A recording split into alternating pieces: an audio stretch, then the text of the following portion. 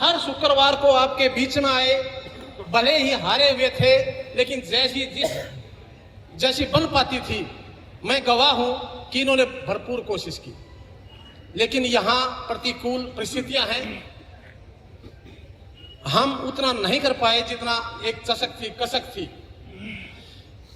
अपने इनके पिताजी ने यह कह रखा था कि जिस प्रकार मैंने ईमानदारी से, जिस प्रकार मैं कर्मठता से, जिस प्रकार मैंने लगनता के साथ काम किया कि बेटा इसी तरह से काम करना तो राजनीति में आना, नहीं तो पैर मत रखना।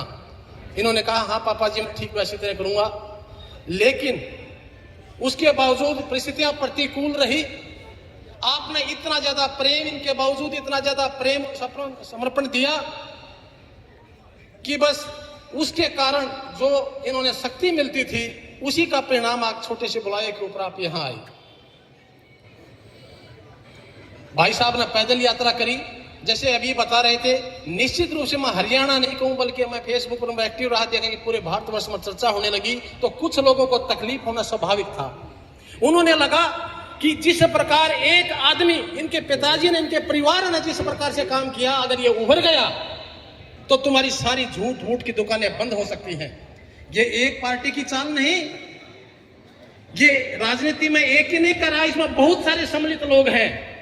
एक आदमी की ताकत नहीं हो सकती।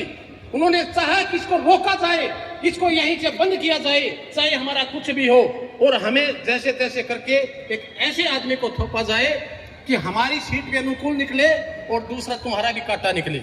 और इस तरह के समझौते होकर के राजनीति में आपके भाई की टिकट काट दी गई।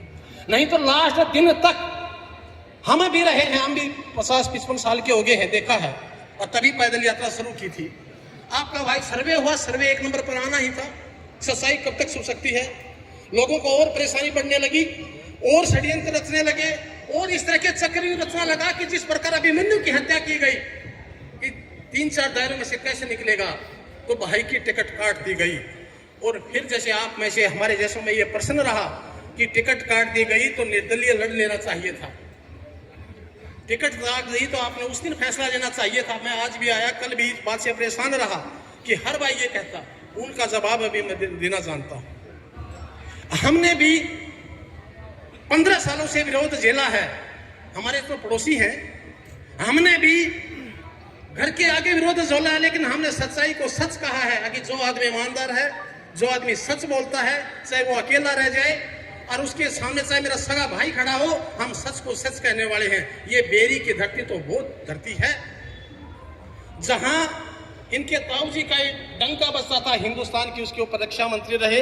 जब हिमाचल, पंजाब, हरियाणा उस समय जब एक था, संयुक्त था, उसके डिप्टी सीएम रहे और कोई आज तक दाग नहीं लगा सका। तो जो तुच्छ राजनीति करने वाले उनको परेशानी होना स्वाभाविक था। बुजुर्गों, नौजवान साथियों, फिर आपका प्रश्न उठता था कि इस समय, उसी समय आपने लड़ लेना चाहिए था। ये सही बात है, प्रश्न हमारे दिमाग में भी आया।